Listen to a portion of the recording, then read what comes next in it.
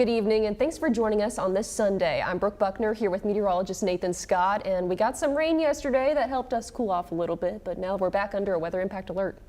95 was the high today at the Rock Airport, Brooke, and we're going to see those temperatures continue to crank up going into the new work week. Out there right now, feels like 107 in Searcy, feels like 101 in Hot Springs, feels like 105 in Arkadelphia. These numbers will also be going up for Monday, Tuesday, also into Wednesday. We still have a heat advisory in effect for a large part of the state until 8 o'clock this evening, but we're going to up the ante getting into tomorrow. Extreme heat warning in the magenta color, and that includes you folks in White County and also parts of southeast Arkansas. That's because the feels like, or those heat index values, are expected to be 110 to as high as 115. Highs tomorrow flirting with 100 degrees in many locations, and I think Tuesday we will see 100 here in the metro, everybody else into the upper 90s. So with us reaching 100 degrees, that's why we have made Tuesday a THV 11 weather impact alert day, noon until 8 o'clock in the evening, with those heat index values 110 to as high as 115. You know the drill. Drink plenty of water, take frequent breaks, and listen to your body. Heat exhaustion, heat stroke will all be a possibility out there. Right now this evening, still a few showers showing up on radar. I'll have a look at that coming up. Thanks, Nathan. Tonight, the investigation continues at Devil's Den State Park after 2 people were found dead yesterday afternoon. Tonight, their suspected killer is still on the run. Arkansas State Police have released more information saying it happened around 2:40 and are now asking anyone who visited the park yesterday to check their phones and see if they captured any footage of the suspect. The area of the park where the incident occurred remains blocked off and secured by law enforcement. State police say the suspect may have traveled on State Highway 170 or State Highway 220 near the park. Some added context: State Highway 170 runs north out of Devil's Den and connects to I-49 in West Fork. 220 goes from the park through Crawford County and connects with Highway 59 in Cedarville. And officials have now identified the victims who lost their lives in the attack as 43-year-old Clinton David Brink and 41-year-old Kristen Amanda Brink. They were husband and wife and recently moved to Northwest Arkansas from out of state with their 2 young daughters. The girls, ages 7 and 9, are both safe with family and were not hurt in the attack. And while the search continues, a lot of questions are still unanswered. Tonight, as officials investigate, Darren Bobb from our sister station in Fort Smith takes a look back at how this all started. The first call came into the Washington County EMS a little before 2:30. Medic Corps, circular first responders, stage for police, assault, possible stabbing, Devil's Den State Park. It was only a few minutes before a swarm of law enforcement officers made it to Devil's Den. That's when visitors who were at the park became a little concerned. So we've been here all day. We're from Texas, so we came in for the weekend, and we came up here and there are cop cars all around there, and we were a little concerned, and they said that they couldn't say anything, but that everything was closed for an emergency. Then the search was on for a suspect. Suspect is going to be a white male wearing black gloves, sunglasses, a dark colored pants, and a dark colored tank top. He took off in a small black sports car with taped over plates. Direction of travel, went across the bridge leaving Devil's Den and stayed on the highway. We're all sweeping the trail, me and I've got a maintenance person with me, interpreters with first aid kits trying to locate the family. Less than an hour into the search, Hear yells calling for help. We're hiking down.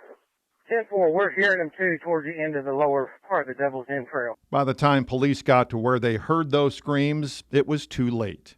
Trying to relay to the office that we found the victims down here. They're on the lower Devil's Den Trail. I've got two bodies. 5 News first responded to a tip about that large police presence and an investigation at Devil's Den around 4:30. When our reporter got there, troopers would not allow him into the park and did not provide information. At 8:40, 6 hours after the first call, state police released a statement about a manhunt for the suspect who may still be in the area. That set off a firestorm of social media posts, especially from those who were in the park at the time, wondering why it took so long to get any official information out. Arkansas State Police responded to those concerns, saying the location is in a remote rural part of Arkansas. It took time for our special agents to arrive on scene, locate witnesses, and collaborate information so we could release the appropriate information. Closer to home in Jacksonville, police say 4 people are now behind bars for the shooting at Dupree Park that left 1 man dead. On July 18th, 20-year-old Jamie Williams and Mercedes Palmer were arrested and charged with capital murder. And yesterday, 20-year-old Kyland Rogers and 19-year-old David Brooks Jr. turned themselves in. They face the same charges. And Pine Bluff police are asking for your help in locating Denisha Goins, who is wanted for several outstanding warrants and theft of property. If you have any information where she may be, you're asked to call police. A stabbing at a Michigan Walmart this weekend left 11 people injured. Officials say the man accused of the attack will be charged with terrorism and assault with intent to murder charges. He is in custody tonight, but officials say so far they have been unable to determine a motive. President Trump remains in Scotland and spent the day reaching a framework for a major trade deal with the European Union. CBS's Weijia Jiang has more on the agreement. On the third day of his trip to Scotland, President Trump announced that the United States and the European Union reached a framework for a trade deal after talks with European Commission President Ursula von der Leyen. But I think it's the biggest deal ever made. Thank you very much. Congratulations. It's a huge deal. It will bring stability. It will bring predictability. That's very important for our businesses on both sides of the Atlantic. It's 15% tariffs across the board, all inclusive. The deal comes ahead of Friday's deadline when 30% tariffs were scheduled to be imposed on imports from the EU. As part of the new agreement, President Trump says the EU also has agreed to purchase $750 billion worth of American energy and to increase its investments in the U.S. by more than $600 billion. Also on Sunday, the president addressed the situation in the Middle East. When asked about reports of starvation in Gaza, the president suggested that the aid the U.S. is sending to the region is being stolen. People are stealing the food. They're stealing the money. They're stealing the money for the food. They're stealing weapons. They're stealing everything. It's a mess. That whole place is a mess. The president said it is a critical time for Israel. Israel's going to have to make a decision.